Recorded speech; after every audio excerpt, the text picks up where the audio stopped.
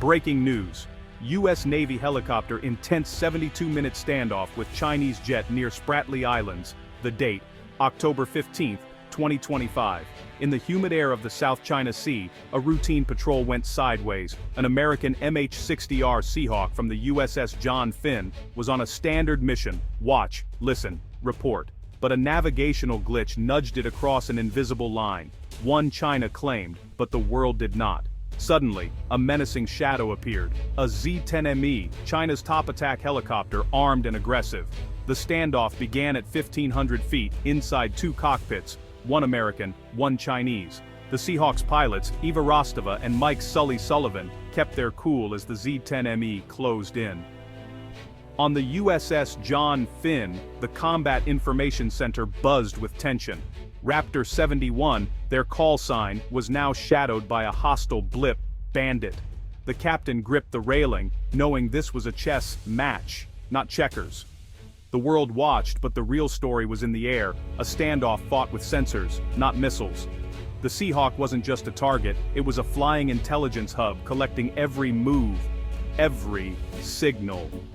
The U.S. Navy saw opportunity, a chance to gather unprecedented data on China's best.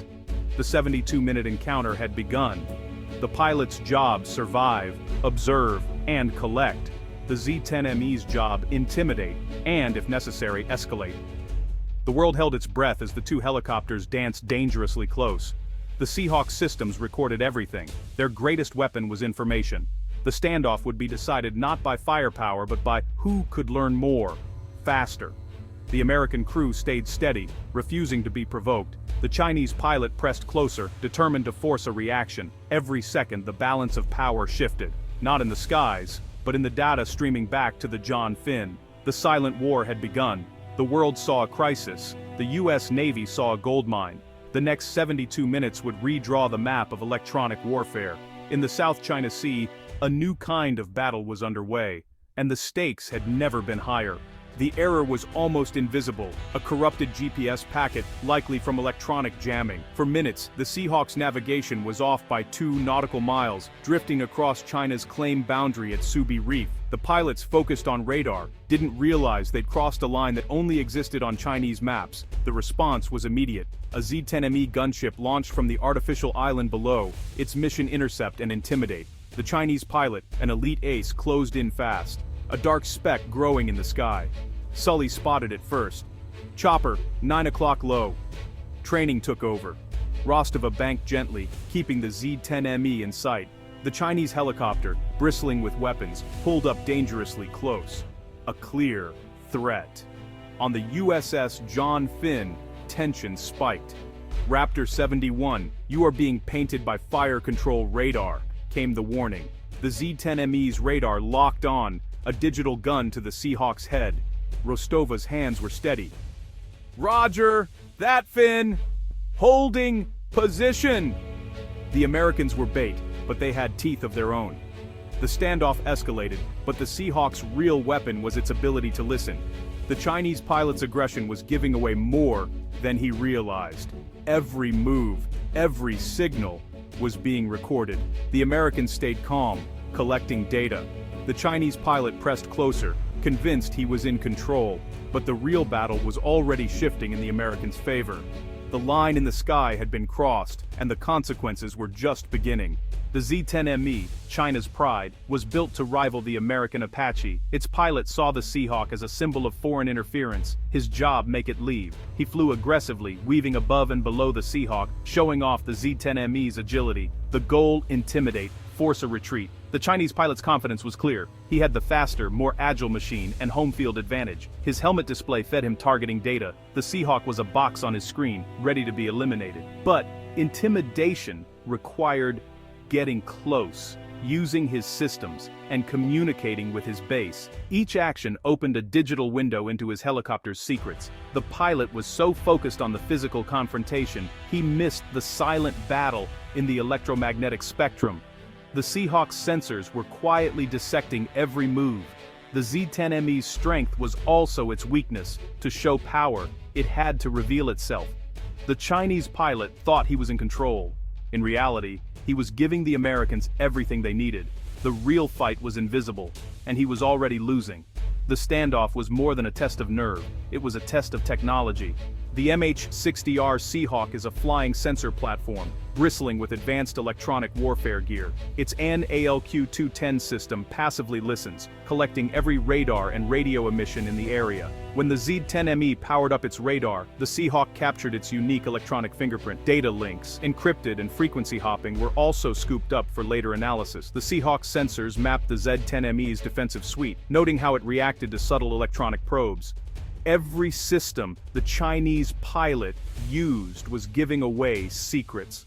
The USS John Finn's radar joined in, observing the Z-10ME's responses. The Americans were building a complete picture of the enemy's capabilities without firing a shot. In this standoff, information was the ultimate weapon. The encounter became a high-stakes dance, each move revealing more about the Z-10ME. The Seahawk's sensors cataloged laser emissions, radar signals, and thermal signatures. Subtle electronic probing tested the Chinese helicopter's defenses, recording every reaction. High-definition imagery revealed design secrets, antenna placement, sensor pods, rotor configuration. Every detail was analyzed in real time, building a technical dossier on China's best. The Chinese pilot thought he was showing strength.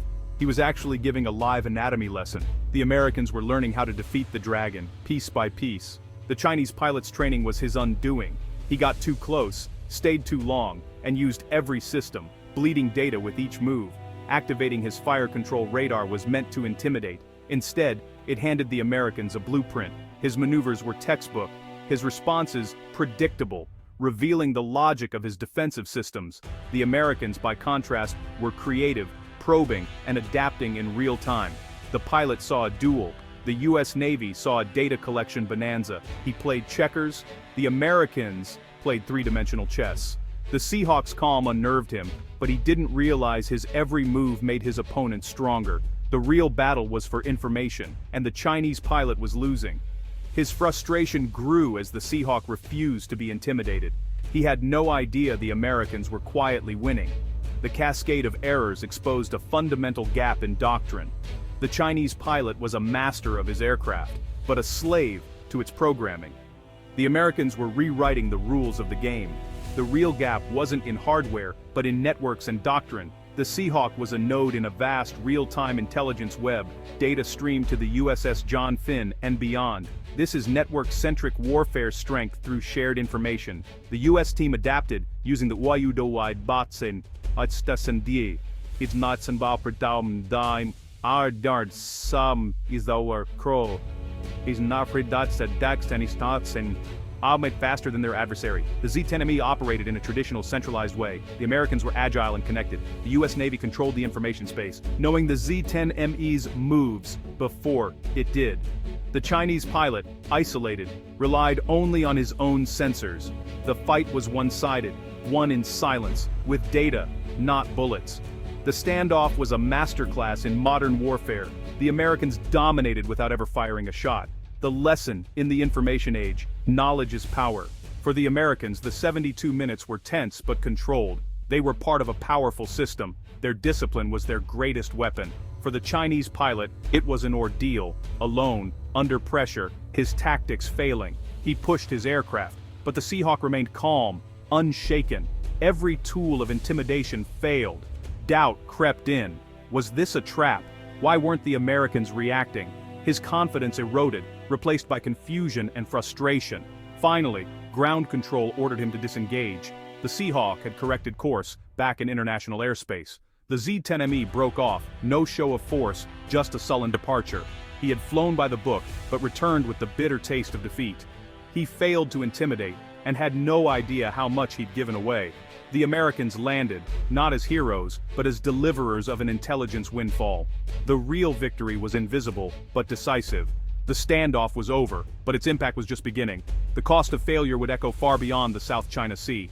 When the Seahawk landed, its data was rushed into the intelligence pipeline. Analysts called it the Rosetta Stone for the Z-10ME, an X-ray of China's best. US forces updated threat libraries, crafted tailored jamming profiles, and rewrote training programs. The standoff became a case study: how to win without fighting. For China, the lesson was harsh. Their sword was strong, but their shield was weak.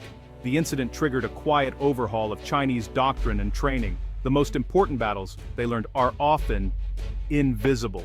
The 72-minute standoff had redrawn the electronic map of the region.